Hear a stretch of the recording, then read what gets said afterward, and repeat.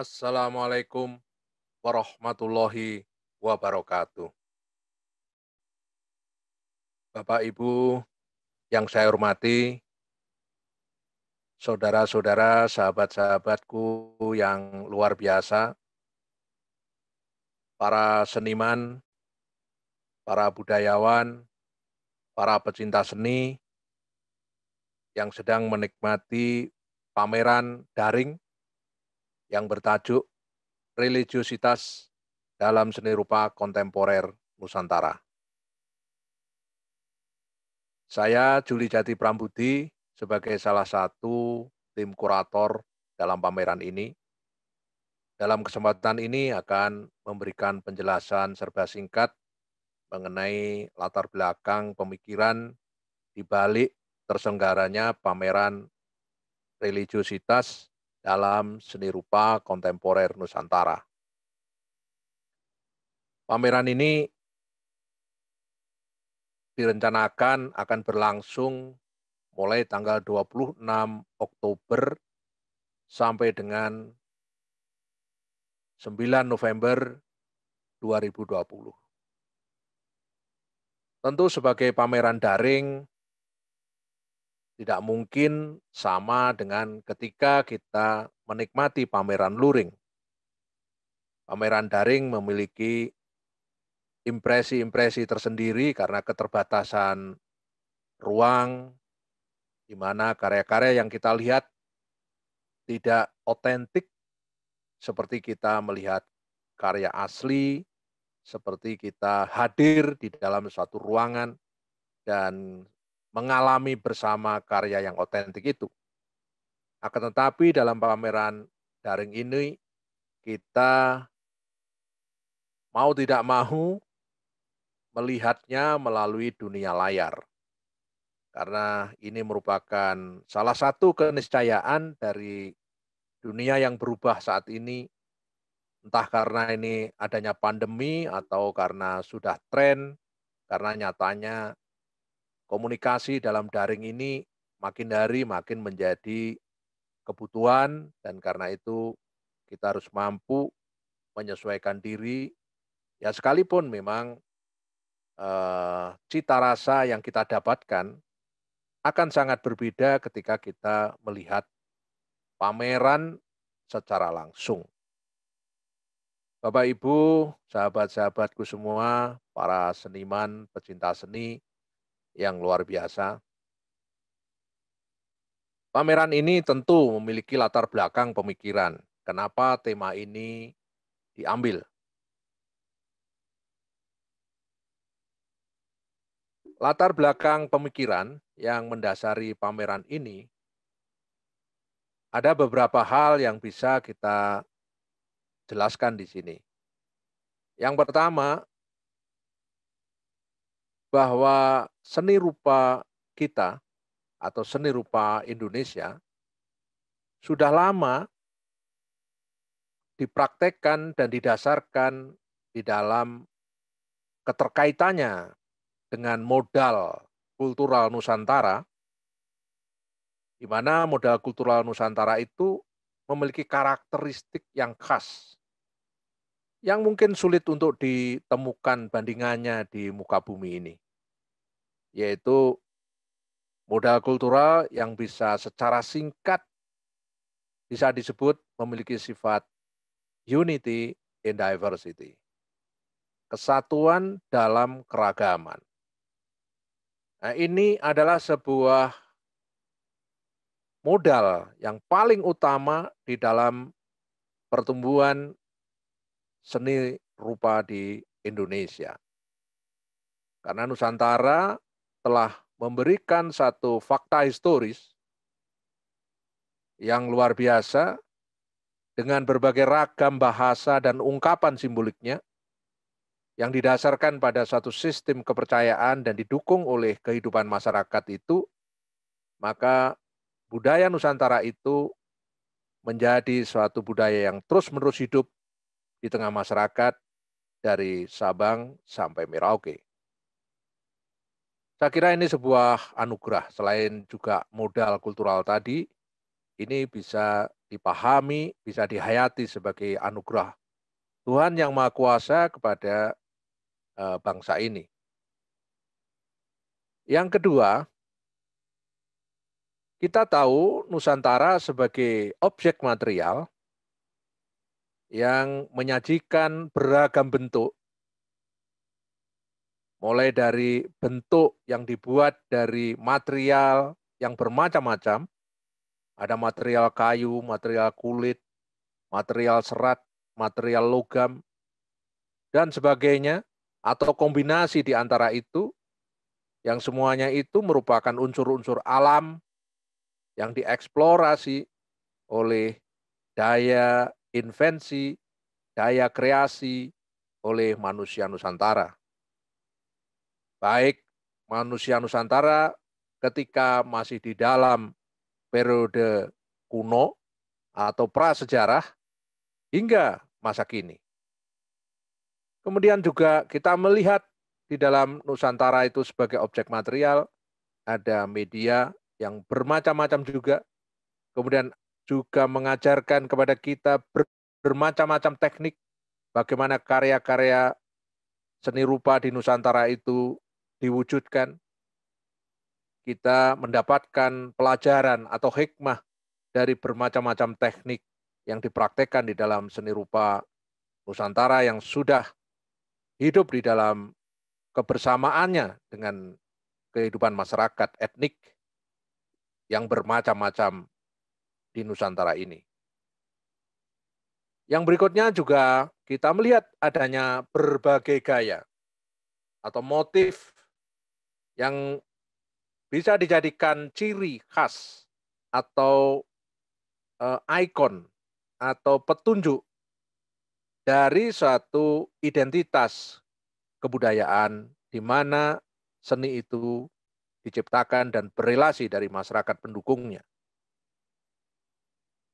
Saudara-saudaraku yang luar biasa, yang berikutnya kita melihat bahwa Nusantara sebagai objek forma, yaitu sebagai sebuah paradigma atau sebagai sebuah kesadaran estetik, sebagai sebuah ideologi seni, ya pada masa awal telah langsung diwujudkan dalam karya seni dengan berbagai ragam ungkapan estetik, tetapi di dalam konteks modern dan konteks kontemporer, rupa-rupanya kenusantaraan ini belum sepenuhnya dijadikan sebagai sebuah paradigma atau ideologi berkesenian. Nusantara masih disikapi sebagai semata-mata objek material, yaitu sumber-sumber kreativitas. Belum dijadikan sebagai ontologi itu sendiri. Artinya belum dijadikan satu model pemikiran yang akan melahirkan suatu invensi yang baru dalam konteks masa kini. Yang berikutnya, dasar pemikiran dari pameran ini terkait dengan Nusantara sebagai basis estetik seni rupa modern atau kontemporer yang akan memberikan satu perspektif di mana seni rupa modern dan kontemporer di Nusantara itu ternyata ada perkembangan yang bisa membedakan dengan perkembangan seni rupa kontemporer di Barat. Artinya kenusantaraan memberikan kontribusi kita menjadi memiliki distingsi estetik, ya distingsi kreativitas di luar mainstream seni rupa Barat. Hal ini yang dijadikan latar belakang konseptual yang akan kita lihat sebagai sebuah mainstream yang berbeda, di mana kesadaran kenusantaraan yang didasarkan pada kesadaran spiritualitas, yang didasarkan pada religiositas, karena spiritualitas itu adalah kesadaran di mana manusia itu eksistensinya, kehidupannya itu berelasi dengan apa yang disebut dengan theos, yaitu kekuasaan Tuhan. Dan di mana Tuhan itu menjadi dimensi metafisis, dan disitulah hakikat yang sesungguhnya kehidupan itu disadari. Dan yang berikutnya, manusia Nusantara tidak bisa lepas dari kosmos. Dan disitulah ciri trikotomi yang saling berintegrasi, bukan saling terpisah. Jadi ada unsur theos, antropos, dan kosmos. Ini menjadi tritunggal, bukan trikotomi. Sementara itu, Bapak Ibu semua, dalam konteks wacana dan praktek seni rupa, terutama memasuki dekade 1990-an, pameran ini dimulai dari perspektif itu. Kita ingat bahwa 90 dekade 90-an ada pameran Kias, yaitu pameran kebudayaan Indonesia Amerika Serikat yang diselenggarakan tahun 1990, 1991, di mana respon publik atau respon para pemikir seni rupa modern atau kontemporer di negara Amerika Serikat, atau katakanlah adalah pusat pertumbuhan perkembangan seni rupa modern dan kontemporer, tidak mengakui adanya seni rupa modern di Indonesia. Maka sikap ini kemudian diwujudkan penolakan karya-karya seni rupa modern Indonesia itu memasuki ruang-ruang pameran yang merepresentasikan perkembangan seni rupa modern dan kontemporer di Amerika. Tetapi karya-karya seni rupa modern yang kita bawa ke Amerika itu hanya dimaknai sebagai seni rupa yang terkait dengan etnik, yaitu karya-karya etnografi atau karya-karya arkeologi, karya-karya yang terkait dengan etnisitas, karena itu dia tidak termasuk di dalam kategori seni rupa modern, apalagi kontemporer. Nah, ini kasus yang faktual ketika seni rupa modern dibawa ke Amerika, ternyata ada masalah konsep atau pandangan yang bertolak belakang dari apa yang kita pahami pada saat itu. Kemudian suatu peristiwa yang cukup mengejutkan, yang kemudian kita mulai sadar bahwa ada satu peristiwa yang kemudian menjadi tanda bahwa di luar barat itu ternyata tumbuh apa yang kemudian disebut dengan seni rupa modern yang khas di luar barat, yang direpresentasikan dalam pameran seni rupa kontemporer negara-negara gerakan non-blok tahun 1995. Pameran ini segera menyadarkan adanya kehadiran seni rupa kontemporer yang memiliki mainstream lain yang tidak serta-merta bisa dikaitkan dengan seni rupa barat. Kemudian yang tidak kalah mengejutkan tentu adalah satu peristiwa pada tahun 1991 dan 1995 ketika dilaksanakan Festival Istiqlal. Dua festival ini menyadarkan satu kenyataan yang lain, bahwa di Nusantara ini telah tumbuh sedemikian kuat adanya ekspresi-ekspresi budaya yang didasarkan oleh apa yang disebut dengan Islamic worldview, yaitu cara pandang Islam terhadap seni. Dan Islam di situ tentu dikaitkan dengan kesadaran spiritualitas, di mana Islam dijadikan satu perspektif yang tidak hanya terkait dengan ekspresi keindahan, tetapi juga terkait dengan ekspresi etis. Dan ini yang kemudian mengemuka sangat kuat di dalam karya-karya yang tampil di Festival Istiqlal 1 dan Festival Istiqlal II. Dan kemudian ini makin dipertegas oleh pameran yang hadir 2 tahun berikutnya, yaitu tahun 1997, yaitu pameran Bait Al-Quran dan Museum Istiqlal. Dan pameran ini diakui oleh para pengamat sebagai sebuah representasi hadirnya seni rupa kontemporer yang bernafaskan Islam. Nah, dengan demikian di sini ada satu perspektif pemikiran yang melampaui ketika agama tidak semata-mata didasarkan pada laku-laku ritualitas, akan tetapi di sini lebih dikuatkan lagi citra Islam sebagai agama ilmu, juga citra Islam sebagai agama peradaban. Karena itu nilai-nilai Islam dalam konteks pameran Istiqlal, Festival Istiqlal, 1 maupun 2, Bait Al-Quran dan Museum Istiqlal, ini adalah satu kenyataan seni yang dipraktekkan di Nusantara yang berbasis pada keislaman atau Islamic worldview.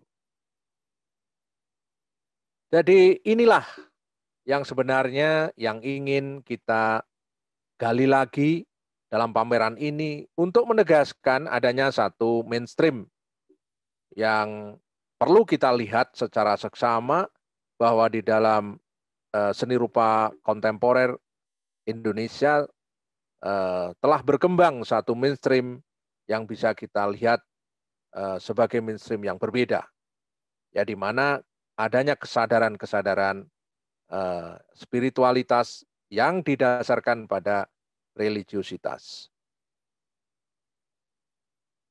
Sahabat-sahabat semua yang saya hormati, pameran ini secara sosial historis telah saya singgung di depan, dilatar belakangi oleh fakta sejarah bahwa sejak masa pramodern, modern, hingga kontemporer sekarang ini, seni rupa Indonesia didasarkan pada spirituality worldview. Ini sebuah fakta historis bahwa manusia Nusantara tidak bisa lepas dari ini. Dan kalau kita merujuk pada istilah Mark Weber bahwa spirituality worldview itu adalah semacam ideal tipe, ya. Jadi tipe ideal manusia Nusantara memang memiliki kesadaran spiritualitas yang bersumber pada religiusitas. Jadi spiritualitas adalah kesadaran tentang hadirnya hal-hal yang sifatnya metafisik, ya, yang sumbernya bisa berasal dari religi-religi yang berkembang, mulai dari yang bersifat kuno, yaitu agama-agama alam, sampai kepada agama-agama samawi, agama-agama langit, yang datang ke Nusantara dari waktu ke waktu. Kemudian kita melihat sumber-sumber spiritualitas itu berasal dari kearifan lokal, local wisdom, dari sumber-sumber ajaran agama, mulai dari Hindu, Buddha, Konfusianisme, Kristiani, dan tentu Islam. Inilah yang membentuk kebudayaan Nusantara melalui proses akulturasi, asimilasi, sinkretisme, yang kemudian membentuk suatu konfigurasi budaya yang bersifat hibrid. Didasarkan pada sumber-sumber religiositas tersebut, yang akhirnya membentuk kesadaran spiritualitas secara terintegrasi. Jadi kesadaran spiritualitas Nusantara itu bisa bersumber dari satu sumber religi, tetapi juga bisa gabungan dari sumber-sumber religiositas yang lain, yang kemudian membentuk suatu kesadaran spiritualitas itu. Yang berikutnya, fakta inilah yang akhirnya membentuk ekspresi kebudayaan atau kesenian Nusantara yang tidak bisa dilepaskan dari arus utama kesadaran spiritualitas yang sekali lagi didasarkan pada hadirnya apa yang disebut dengan theos, Tuhan, antropos, manusia, dan kosmos atau kosmologi alam. Dan ini nanti akan merupakan dasar ya seluruh ekspresi kebudayaan di Nusantara itu yang tidak bisa meninggalkan tiga dimensi ini. Dimensi theos, Tuhan, dimensi antropos, manusia, dan dimensi kosmos, alam. Dan alam di sini dipahami sebagai alam yang terlihat, tangible, dan alam yang tidak terlihat, intangible. Dan inilah yang kemudian nanti di dalam ekspresi-ekspresi seni Nusantara terwujud dalam berbagai benda yang memiliki fungsi bermacam-macam, mulai dari fungsi yang ritual sampai kepada fungsi yang profan. Kemudian kita lihat seni rupa sebagai salah satu ekspresi kebudayaan Nusantara sebagai fakta ontologis memperlihatkan kompleksitas kultural yang di dalamnya terkandung gugusan gagasan, ide-ide atau konsep filosofis yang mendalam dan reflektif.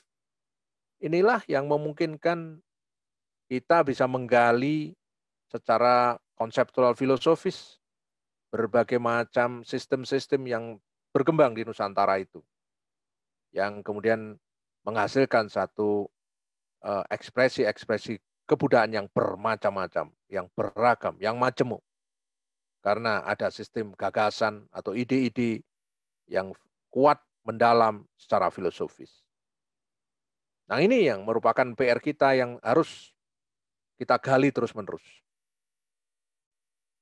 Sistem gagasan itu diwujudkan ke dalam berbagai artefak yang tidak hanya berbasis pada cita rasa estetik murni seperti orang barat dengan paham fine art, ya, tetapi di Nusantara didasarkan pada fungsi yaitu yang terkait dengan prinsip form follow function yang tetapi di Nusantara lebih dari itu. Dia diwujudkan ke dalam benda-benda simbolik, form follows myth, yang bersumber dari kearifan lokal dan agama-agama yang berkembang di Nusantara. Jadi ekspresi budaya Nusantara bukan semata-mata didasarkan pada bentuk mengikuti fungsi, tetapi lebih mengekspresikan bentuk mengikuti mitos. Dan mitos di sini maksudnya adalah kesadaran-kesadaran spiritualitas yang didasarkan pada religiositas itu.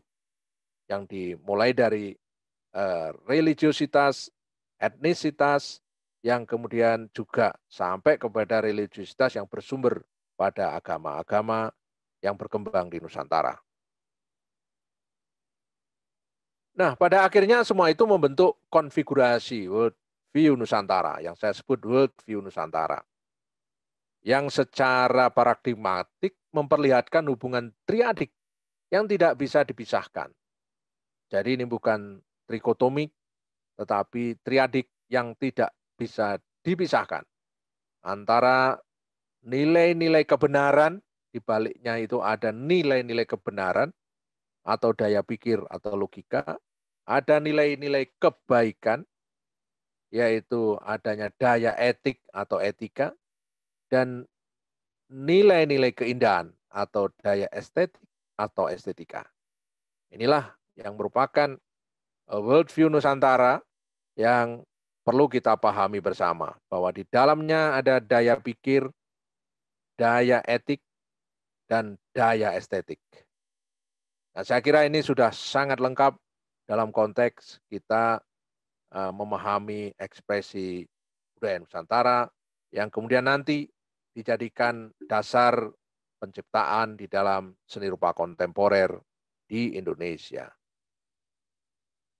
Yang berikutnya, dalam kaitannya lini masa dan lini ruang seni rupa modern atau kontemporer yang dipengaruhi paradigma pemikiran Barat atau yang saya sebut Euro-Amerika, arus utama spiritualitas kenusantaraan ternyata tetap muncul dinamis dalam seni rupa Indonesia. Ini yang kemudian nanti pada setelah 1990-an, ya, orang-orang Barat kemudian berbalik arah, tidak lagi mempertahankan tesis tentang adanya mainstream atau gerak sejarah yang linier, ya, ketika dia mencoba melihat dan meneliti ulang fakta historis yang berkembang di dalam sejarah seni rupa modern kontemporer di luar Barat, ternyata hal itu tidak terjadi. Tentu hal ini menandai kehadiran seni rupa modern atau kontemporer Indonesia yang didasarkan pada spirituality worldview Nusantara, akhirnya memiliki distingsi estetik yang khas. Fakta ini mencerminkan adanya invensi lain dari seni rupa modern yang berkembang di luar Barat. Praktek dan wacana seni rupa ini menegaskan adanya perkembangan seni rupa di luar arus utama seni rupa modern, dan yang dimaksud seni rupa modern Barat, yang didasarkan pada prinsip-prinsip modernisme. Artinya prinsip-prinsip modernisme yang memiliki prinsip tentang universalitas, westernize atau pembaratan, kemudian juga linearitas, gerak sejarah yang lurus dalam rangka untuk melahirkan atau menemukan kebaruan demi kebaruan, novelty, dan ini semua ya tentu tidak sepenuhnya bisa terjadi di luar Barat karena ada unsur-unsur kenusantaraan tadi, terutama dalam konteks Indonesia yang kemudian membentuk sejarah tidak lagi linier. Ya memang tidak linier, tetapi kekhasan dari proses sejarah di Nusantara itu menggabungkan antara entitas tadi. Ada entitas Tuhan, entitas manusia, dan entitas alam. Bapak Ibu yang saya hormati, kalau kita bicara Nusantara dalam konteks historis, sebenarnya akar sejarahnya itu sungguh sangat dalam, artinya menunjuk pada satuan waktu berabad-abad lampau. Ketika Nusantara kuno itu masih berupa gugusan pulau-pulau yang saling menyatu, yang pada zaman es akhir memang daratan itu kemudian terpisah karena naiknya es, ya kemudian mengakibatkan permukaan laut naik sehingga sebagian daratan itu kemudian tenggelam di bawah laut dan akhirnya muncul daratan seperti yang kita kenal sekarang ini. Nah, kembali pada persoalan ini, kita tahu bahwa di dalam perkembangan kebudayaan selanjutnya pada masa-masa itu ya terjadi kebudayaan yang didasarkan pada kepercayaan kapitayan. Manusia kuno Nusantara itu sudah memiliki sistem kepercayaan terhadap dewa kapitayan atau dewa Taya, yaitu yang dimaksud Taya adalah kosong. Percaya kepada hal-hal yang gaib, yang tidak bisa diindra, ya, tetapi dipercaya dia ada, ya, tidak bisa dibayangkan bentuknya. Maka ini sebenarnya nanti sesuai dengan prinsip yang terkait dengan dinil Islam, percaya kepada satu Tuhan yang tidak bisa diwujudkan dengan apapun. Dan kesadaran spiritual semacam ini di Nusantara sudah jauh sebelum agama Islam masuk sudah memiliki kesadaran itu yang disebut dengan kapitayan itu. Dan dalam ajaran kapitayan itu mempraktekkan atau percaya kepada roh-roh atau benda-benda yang memiliki kekuatan gaib. Yang karena dia percaya pada tadi kesatuan antara manusia, dunia metafisik, dunia gaib, dan universe atau kosmos, di mana manusia itu memiliki koordinat di dalam kosmos ini, karena kosmos adalah satu satuan-satuan yang teratur, yang satu sama lain berelasi dan tidak bisa dilepaskan di situ. Nah, inilah yang kemudian oleh para peneliti Eropa, saat itu Belanda, ya tanda-tanda kepercayaan itu atau ritual dari kepercayaan itu disebut animisme dan dinamisme. Kemudian manusia Nusantara sebagai manusia yang punya peradaban tinggi, ya ditemukan satu jejak peradaban yang luar biasa di sepanjang Nusantara ini banyak ditemukan huruf-huruf. Ya, jadi huruf-huruf itu menandai adanya suatu bahasa tulis. Ya, di mana bahasa tulis itu menandai suatu pemikiran yang mulai dilakukan secara masif. Karena pemikiran yang sudah terus-menerus dilakukan perlu dituliskan dan tidak hanya cukup diomongkan tetapi juga dituliskan. Karena itulah huruf kemudian ada. Kemudian juga temuan yang lain yaitu adanya penanggalan sistem kalender. Kita hanya mengenal mungkin kalender Masehi, padahal di Nusantara itu ditemukan berbagai macam kalender dengan berbagai pendekatan dan bahkan lebih detail daripada kalender Masehi. Dan itu jenisnya banyak sekali. Ya, di Jawa juga begitu. Kalender yang didasarkan pada hari, pada minggu, pada bulan, pada tahun, dengan satuan-satuan hitungan yang berbeda-beda. Dan itu makin rinci. Dan ini merupakan fakta bahwa manusia Nusantara itu sudah memiliki sistem berpikir yang dikaitkan dengan hitungan-hitungan dan kemudian dikaitkan juga dengan koordinat-koordinat yang ada di alam semesta ini. Yang berikutnya, Nusantara kuno telah memiliki teknologi pelayaran yang luar biasa. Terbukti pada zaman kuno, ya manusia Nusantara sudah bisa mengarungi samudra, ya bahkan sampai ke Madagaskar, ya di timurnya Afrika, ya mereka sudah bisa mengarungi samudra seluas itu sebelum ada teknologi pelayaran modern. Dan tentu kalau manusia sudah sampai ke sana, maka logikanya mereka pasti memiliki ilmu yang akan bisa mengantar pergi dan pulang, yaitu apa? Astronomi. Ilmu bintang yang dipakai untuk menandai arah angin, ya arah dan kekuatan angin juga, ya arah angin, ya di dalamnya itu adalah ilmu-ilmu kuno yang sudah dikuasai oleh manusia Nusantara kuno. Yang berikutnya, manusia Nusantara kuno itu memiliki kesadaran dan kepekaan spiritualitas yang didasarkan pada kepercayaan tadi. Inilah yang eh, sudah banyak diteliti oleh para ahli. Salah satu yang masuk ke perut bumi Nusantara yang sudah mulai meneliti dan membukukan temuan-temuannya, salah satunya adalah Profesor Aryo Santos dalam bukunya yang berjudul Atlantis.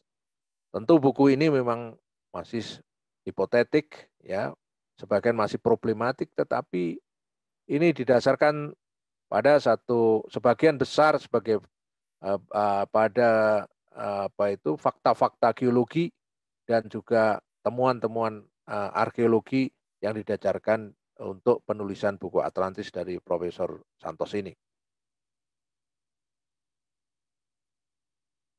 Inilah wujud dari kebudayaan kuno Nusantara.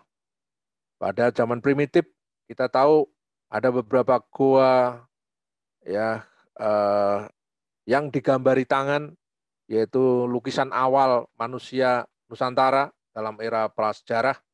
Ya, ini menandakan bahwa ada satu peristiwa yang penting, ya suatu perayaan yang menandakan tentang sesuatu yang kemudian ditandai hadirnya tangan-tangan yang dicapkan di gua itu. Tentu ini suatu ritual yang ingin menandai ada kehadiran di situ, ada kehadiran manusia di situ. Kemudian juga ada monumen-monumen yang dibuat dari batu, mulai dari menhir, dolmen, waruga, sarkofagus, punden berundak, dan sebagainya. yang tersebar di Nusantara ini. Kemudian juga manusia Nusantara dalam hal berlindung atau membuat satu hunian komunitas itu juga menyesuaikan dengan eh, karakteristik alam, bentangan alam di mana dia hidup, maka di dalam seni arsitektur, seni bangunan yang vernakular itu juga didasarkan pada logika-logika alam, ya logika-logika alam yang terkait dengan kehidupan dia sehari-hari di situ. Logika alam yang saya maksud adalah bahannya dari alam, strukturnya juga meniru alam, lalu bentuknya juga berelasi dengan bentuk-bentuk alam di sekitarnya, ya warna-warna yang dihadirkan juga terkait dengan kesatuannya dengan alam, ya dan sebagainya dan sebagainya. Inilah yang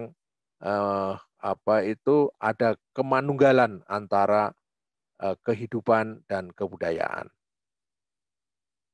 Yang berikutnya kita lihat bahwa di dalam kebudayaan Nusantara, kita tahu letak Nusantara yang sekarang bernama Indonesia ini. Sebenarnya Nusantara itu dalam konteks historis itu bentangannya sangat luas, bukan hanya Indonesia saja, tetapi juga meliputi Malaysia, Brunei, bahkan sampai Thailand, bahkan sampai Filipina, ya bahkan sampai lautan teduh di sini. Ya, ini dulu adalah wilayah Nusantara. Nah, kemudian pada konteks hari ini, ya Nusantara kemudian menjadi nama yang untuk mengganti Hindia Belanda waktu itu. Dan setelah ada Sumpah Pemuda, nama Indonesia itu makin dijadikan nama politik ya sebagai identitas kebangsaan baru, maka nama Nusantara kemudian diganti yang menjadi Indonesia. Sampai sekarang, sampai proklamasi juga menggunakan nama Indonesia. Nah, kita tahu di dalam kebudayaan Indonesia diwarnai oleh hadirnya ya pengaruh-pengaruh dari luar yang terus-menerus hadir di Nusantara ini atau di Indonesia, ya dimulai dari India, lalu Cina, kemudian Arab, lalu kemudian Barat itu sendiri. Nah, tetapi kebudayaan-kebudayaan yang hadir dari luar itu sekali lagi membentuk suatu konfigurasi kebudayaan yang kemudian melahirkan apa yang disebut dengan Nusantara worldview tadi.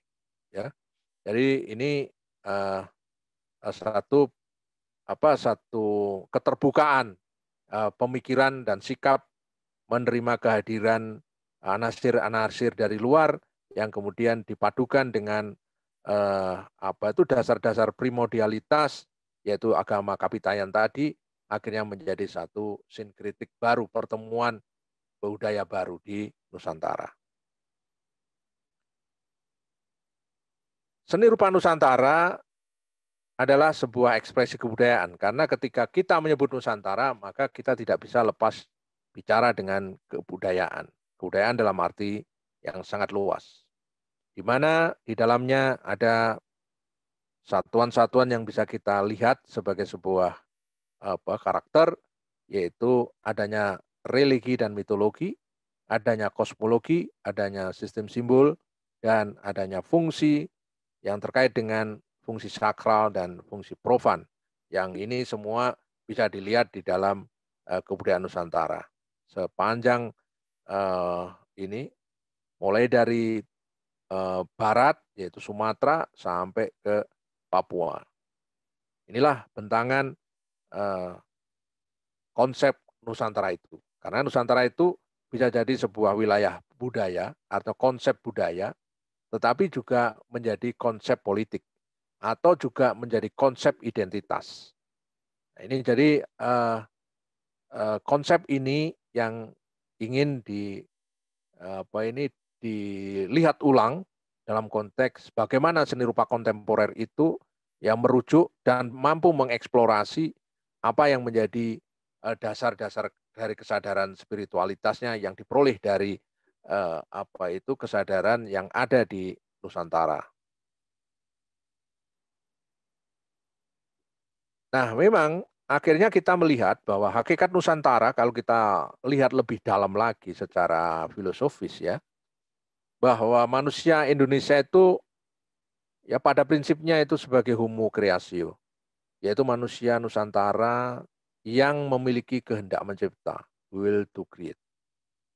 Mencipta kebudayaan yang berrelasi dengan kosmologi air dan kosmologi tanah, yang kemudian menjadi gabungan tanah air dalam satu kesatuan. Ya, kita karena sebagai bangsa laut tadi, maka kita dekat manusia Nusantara itu dengan kosmologi air dan tentu kosmologi tanah. Maka memunculkan konsep tanah air itu. Ya, kosmologi tanah air adalah konsep dualisme yang tidak berposisi diametral atau biner, berhadapan-hadapan, tetapi menyatu. Karena kita bukan bangsa benua, ya, tetapi bangsa laut, ya, tetapi kita juga hidup di darat. Maka tanah air adalah dua kutub yang berbeda sifat paradok, tetapi keberadaannya dalam kesatuan konsentris yang tidak bisa dipisahkan.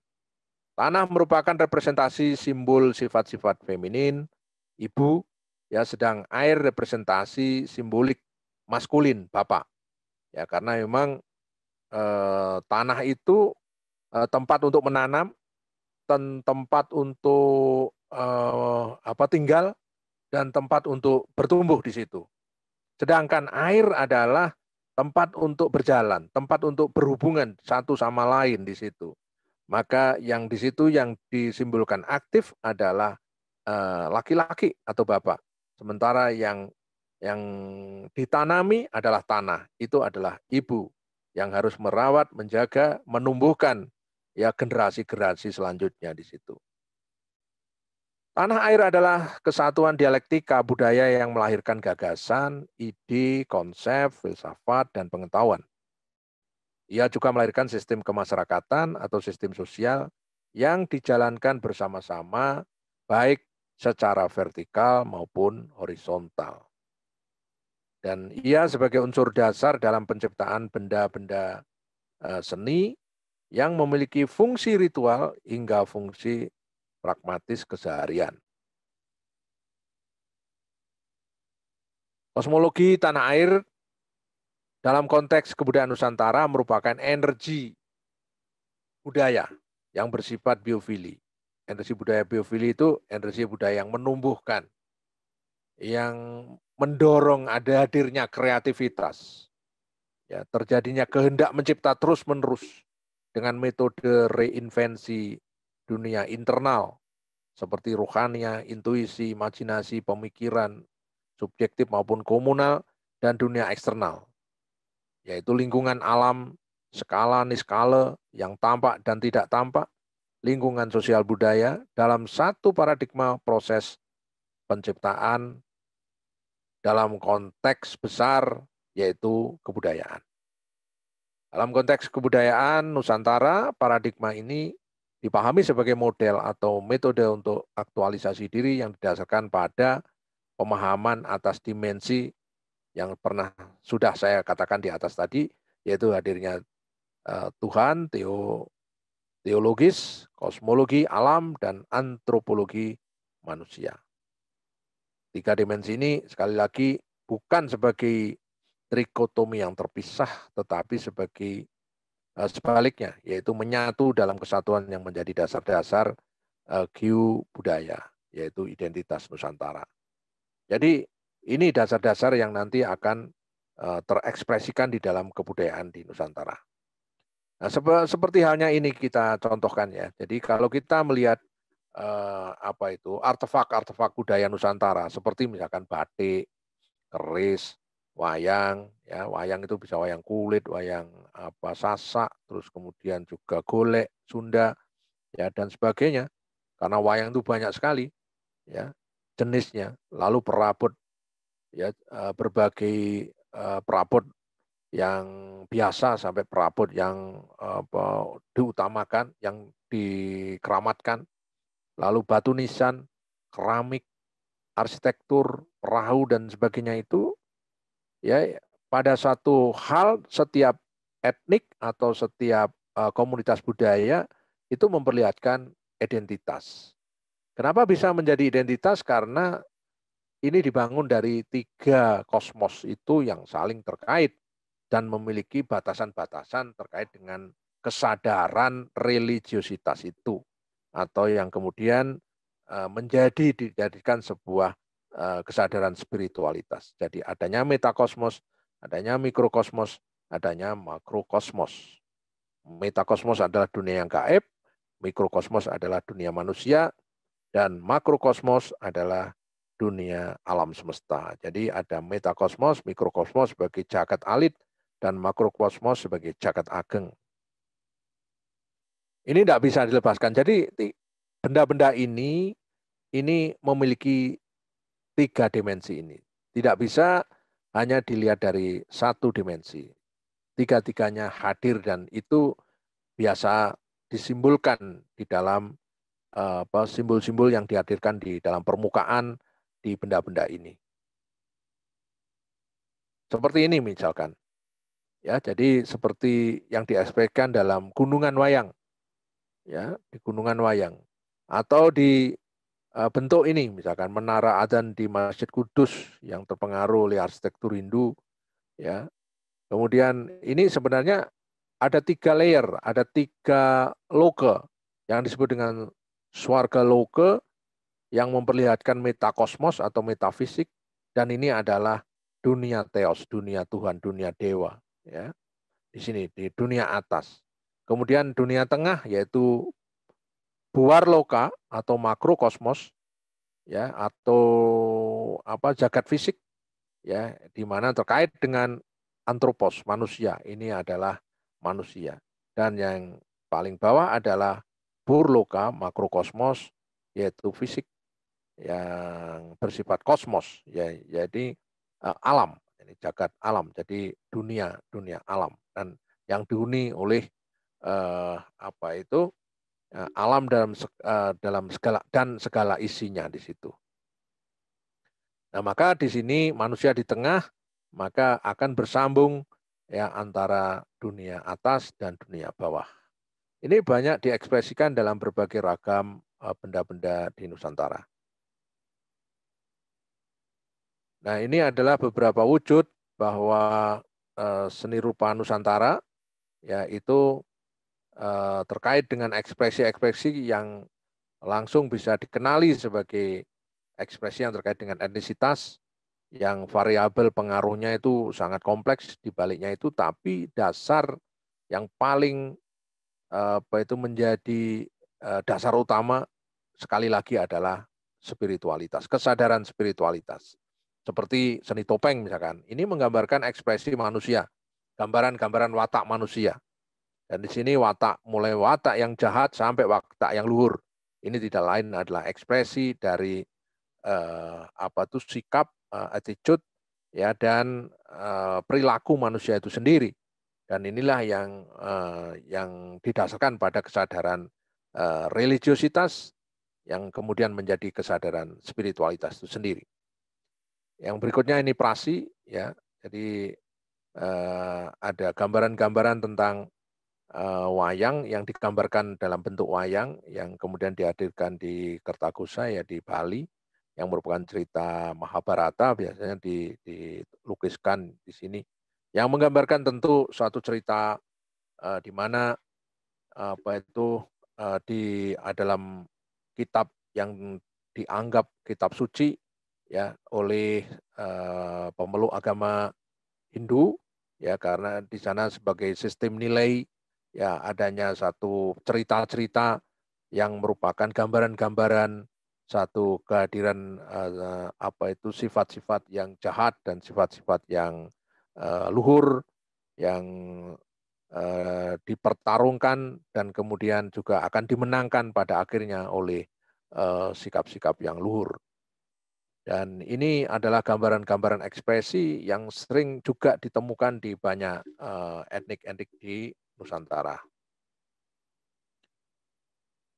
Nah, kemudian pengaruh lain dari spirit kenusantaraan itu, yaitu pertemuan antara misalkan yang dilahirkan oleh Made Wiyanto, misalkan Made Wiyanto, di mana dia adalah seniman yang acap kali berangkat dari titik lokalitas, tetapi juga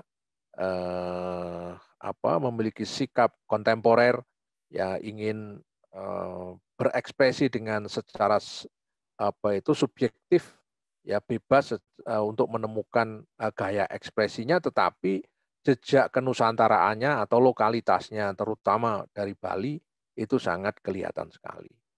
Sebagai seorang perupa kontemporer, Wiyanto tidak bisa melepaskan dari kaitannya dengan kesejarahannya sebagai manusia Bali. Pada pihak lain kita juga melihat jejak itu ada di dalam seorang tokoh seni rupa modern, yaitu Ahmad Sadali. Kita tahu Ahmad Sadali adalah seniman yang didasarkan pada paradigma kesadaran spiritualitas Islam.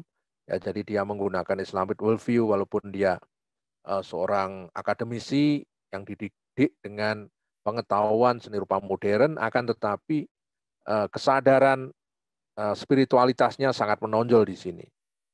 Ya, jadi kemodernan itu kemudian bertemu dengan spiritualitas. Akhirnya jadilah karya seperti ini. Ahmad Sadali menggabungkan antara seni lukis abstrak, kemudian juga hadir di situ adalah nilai-nilai Islam, yang adanya unsur-unsur kaligrafi yang diambil dari ayat-ayat suci Al-Quran, hadis Rasulullah, dan seterusnya. Jadi ini sangat kelihatan pada mulai tahun 60-an hadirnya seni lukis kaligrafi Islam yang banyak dimotori oleh para akademisi dari Institut Teknologi Bandung, khususnya di Fakultas Seni Rupa dan Desain. Dan ini satu kontribusi atau invensi yang luar biasa, ya, bertemunya spiritualitas dengan kemodernan. Yang berikutnya kita lihat citra lain yang juga berkembang secara unik dan luar biasa, ya, memiliki citraan surrealistik tetapi juga memiliki dimensi spiritual yang sangat kental, yaitu karya Amang Rahman, ya, karya Amang Rahman. Dan dia pelukis Surabaya yang sejak awal memang dia melukis dengan kesadaran spiritualitas yang sangat kental, karena memang Amang Rahman seorang penghayat agama atau pelaku agama yang masuk kepada dimensi tasawuf, ya, kesadaran tasawuf, kesadaran mistis, ya, di agama sebagai ritual, ya, sudah dilakukan sedemikian rupa sehingga kemudian muncul nilai-nilai spiritualitas yang kemudian dihadirkan sebagai sebuah pendekatan di dalam dia melukis. Amang Rahman selalu memiliki kekasan visual seperti ini, yang seperti kita lihat ini, ya, dan dia adalah salah satu perintis selain Ahmad Sadali tadi, salah satu perintis dari hadirnya seni rupa Islam yang seni rupa Islam kontemporer, ya, di Indonesia, di Nusantara, ya, yang mengembangkan, ya, antara dunia seni lukis dan kaligrafi dalam hal ini. Yang berikutnya kita lihat ini. Jadi ini juga yang pernah diteliti oleh Asri Wright, ya, yang dalam disertasinya judulnya Soul, Spirit, and Mountain, ya, yang meneliti kecenderungan tematik dan kesadaran spiritualitas ditemukan oleh peneliti Asri Wright ini, yang adanya idiom mengenai mountain, yaitu gunung, ya, atau segitiga, ya, yang diabstrakkan secara segitiga, ya, melalui karya-karya modern abstrak, ya, gaya Bandung seperti ini, ya, kemudian juga hadirnya seni lukis modern yang yang menginterpretasi ulang bentuk-bentuk monumen-monumen suci seperti Borobudur, dalam hal ini eh, Sri Hadi Sudarsono yang sering menghadirkan Borobudur sebagai sebuah ikon spiritualitas yang dianggap universal, memiliki nilai-nilai yang luhur, yang merupakan satu simbol dari juga tiga dunia tadi, yaitu dunia bawah, dunia tengah, dan dunia atas. Nah, ini yang menjadi satu ekspresi seni rupa kontemporer yang memang menjadi khas sekali dipraktekkan di Indonesia. Kita tidak boleh lupa seorang tokoh ini, yaitu Ade Birus. Dan Ade Birus juga salah satu perintis mengenai seni rupa kontemporer Islam ya di Indonesia, atau seni rupa kontemporer Indonesia yang didasarkan pada spiritualitas Islam. Dan Ade Birus telah melahirkan banyak karya yang tidak bisa dilepaskan dari jejak keislamannya ya dan kemodernannya, yang kemudian dia menemukan gaya-gaya yang unik juga ya di samping seperti yang dilakukan Sadali. Dan Ade Birus juga mempertemukan kosmos tradisinya ya, karena dia adalah orang Aceh, kemudian dia juga banyak memainkan atau mengeksplorasi ikon-ikon budaya lokal di Aceh untuk dipertemukan dengan kemodernan yang dipahami secara langsung dari guru-gurunya yang mengajar saat itu, yaitu guru-guru dari Barat yang mengajarkan tentu prinsip-prinsip seni rupa modern Barat yang secara paradigmatik sangat menghegemoni pengetahuan para akademisi yang belajar pada saat itu. Dan inilah karya Ade Birus yang juga kesadaran kekaryaannya itu yang sangat kompleks itu ditulis oleh seorang guru besar dari Amerika Serikat, yaitu Kenneth M. Church, yaitu Profesor Ken Church. Ya, dia menulis dengan sangat bagus bersama-sama dengan almarhum Mama Nur, yaitu dalam satu buku yang berjudul ini, Ade Birus, Vision, Faith, and Journey in Indonesian Art. Ya, ini merupakan kajian yang diambil dari karya dari mulai tahun 1955 sampai 2002. Ini buku yang menurut saya cukup fenomenal dan luar biasa. Nah, kita masuk pada hal yang berikutnya ini, bahwa seni rupa kontemporer ya, dalam konteks pameran ini mencerminkan adanya keragaman bahan, media, teknologi, dan kesempatan yang luas untuk mempertimbangkan apa seni dan bagaimana dia didefinisikan. Nah, tetapi di dalam konteks pameran ini sesungguhnya para seniman yang diundang ini ya sungguh berangkat dari intimitas yang didapatkan pada pengalaman kesehariannya. Karena yang hadir di dalam pameran ini tidak dibatasi pada satu perspektif, tetapi beragam perspektif, yaitu adanya pertemuan kesadaran spiritualitas, lokalitas, dan kemodernan secara bersama-sama. Karena itu ekspresinya juga bermacam-macam. Ada lukisan, ada patung, ada video, ya, ada video art, ya, ada seni grafis, ya, dan instalasi. Ada apa lagi ya? Ada found object, ya, dan sebagainya. Saya kira hal ini memperlihatkan adanya keragaman bagaimana seniman itu menghadirkan suatu karya yang tetap kental dengan kesadaran spiritualitas sekalipun bentuknya bermacam-macam. Nah, yang kedua, seniman mengeksplorasi ide-ide, konsep, pertanyaan, dan praktek-praktek yang meneliti masa lalu, ya, yang menjelaskan saat ini dan membayangkan masa depan. Saya kira ini juga satu kecenderungan seni rupa kontemporer yang bersikap seperti itu. Jadi tidak hanya terjebak pada masa lalu, Tetapi juga masa lalu itu dijadikan untuk penjelasan sikap masa kini dan juga bayangan-bayangan tentang masa depan. Yang ketiga, tidak ada cara sederhana atau paradigma tunggal yang bisa dirujuk ya sebagai pengetahuan guna mendefinisikan seni rupa kontemporer. Karena seni rupa kontemporer itu memang membuka berbagai sekat, ya tidak ada sekat. Seni rupa kontemporer mentransdisiplinkan banyak kemungkinan. Jadi perspektif seni rupa kontemporer itu adalah seni rupa yang transdisiplin, pola kreativitasnya transdisiplin, yaitu masing-masing disiplin saling berrelasi, saling membuka diri, yang tidak dikaitkan dengan satu definisi-definisi yang baku. Yang justru seni rupa kontemporer selalu ingin didasarkan pada satu kecenderungan-kecenderungan atau temuan-temuan baru karena pertemuan-pertemuan dari berbagai dimensi atau anasir-anasir itu. Inilah yang menurut hemat saya merupakan kekuatan dalam seni rupa kontemporer, khususnya di Indonesia.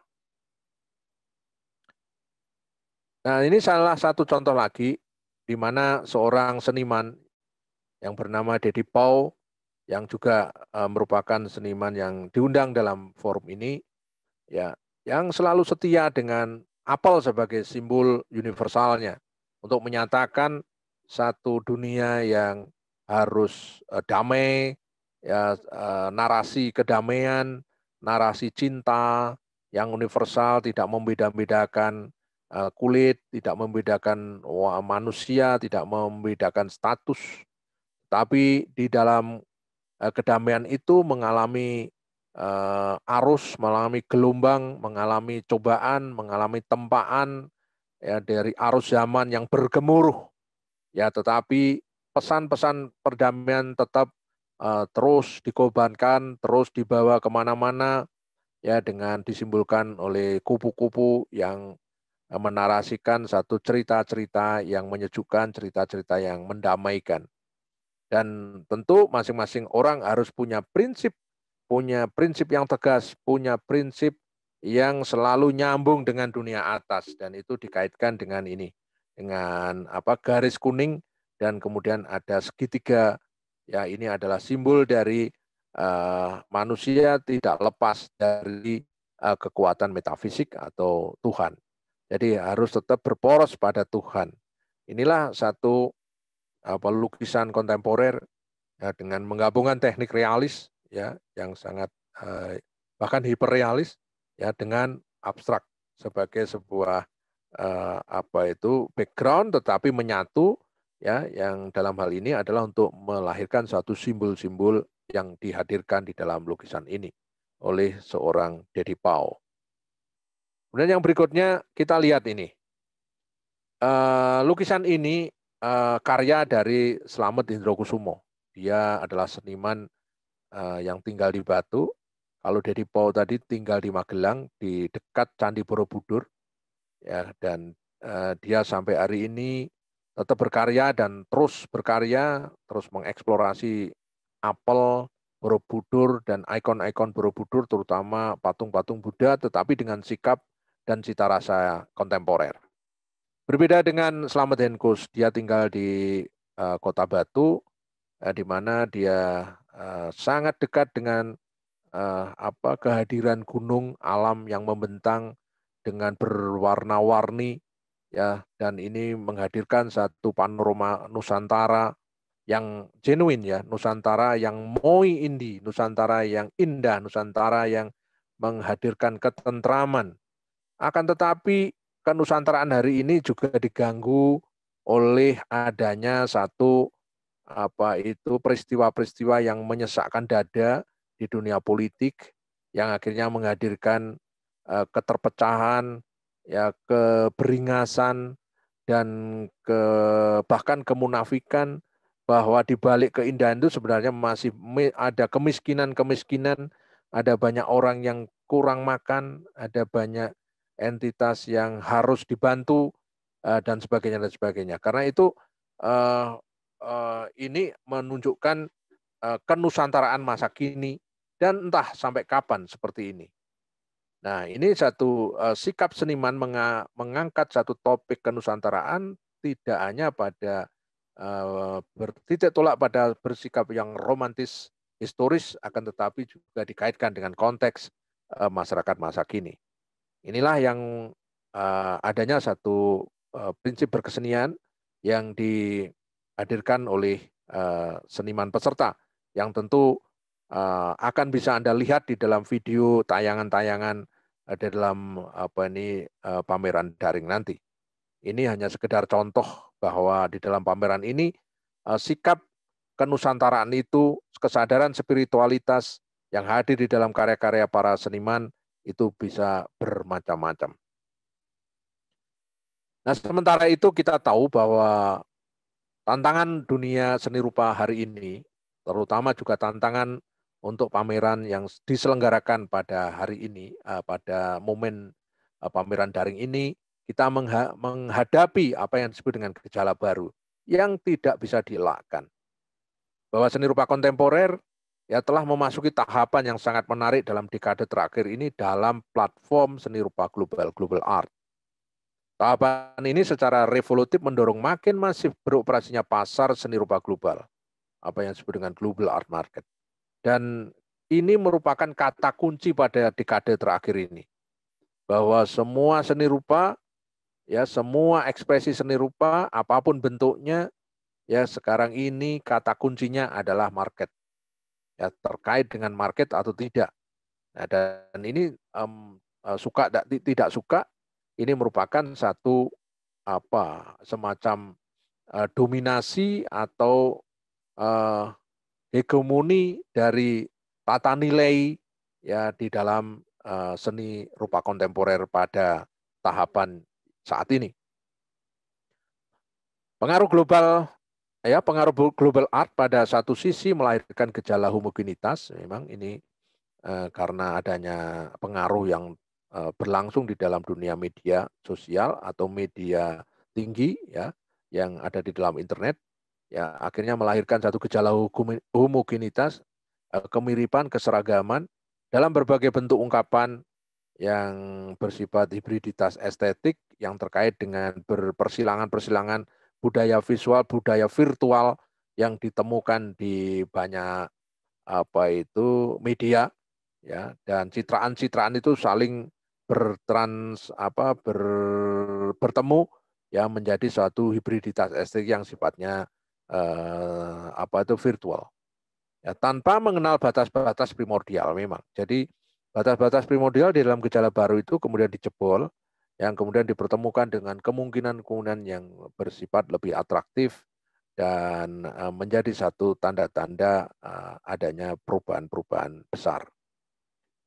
Di sisi lain mendorong menguatnya infrastruktur market dengan jejaring global dan kekuatan kapitalisasi seni yang sangat besar. Dan itu banyak diekspresikan dalam event-event internasional yang menjadi kekuatan wacana dan praksis seni rupa kontemporer. Kita tahu bienal, di forum bienale di mana-mana, ya, bienal internasional maupun bienal daerah sampai bienal nasional itu juga seperti merayakan kehadiran satu seni rupa global itu. Termasuk misalkan tontonan yang setiap tahun hadir, pameran yang setiap tahun hadir di Jogja seperti Artjok, ya termasuk juga bienal-bienal yang juga diselenggarakan di Jogja, di Jakarta, di Makassar, di Surabaya, ya di Semarang dan sebagainya itu ya tampaknya juga semua merayakan satu kecenderungan dalam gejala baru ini. Nah, tentu ini butuh studi yang lebih teliti lagi, butuh suatu studi yang lebih komprehensif mengenai gejala-gejala ini, tetapi yang bisa kita lihat di sini adalah adanya adanya beberapa seniman yang masih setia dan selalu percaya pada adanya kekuatan spiritualitas yang terus hadir di dalam ekspresi karyanya. Kalau ingin menyebut beberapa contoh, misalkan Nasirun, ya itu seorang seniman sekalipun dia juga rajanya pasar, artinya seniman yang sangat diapresiasi oleh market, tetapi karyanya tetap tidak meninggalkan unsur-unsur lokalitas ya yang menandai hadirnya sikap-sikap spiritualitas yang khas Nasirun itu ya. Juga dengan seniman-seniman yang lain seperti Heri Dono, Entang Wiyarso ya dan apa itu seniman-seniman yang lebih senior lagi misalkan Nyoman Gunarse ya dan di Bandung ya misalkan ada Tisna Sanjaya, ada Setiawan Sabana ya dan sebagainya itu adalah merepresentasikan kesadaran spiritualitas sekalipun ada perubahan global, ada gejala-gejala baru, ada dominasi-dominasi di dalam kapitalisasi seni, nyatanya ada seniman-seniman yang tetap tangguh dalam mengekspresikan spiritualitasnya itu di dalam karya-karyanya.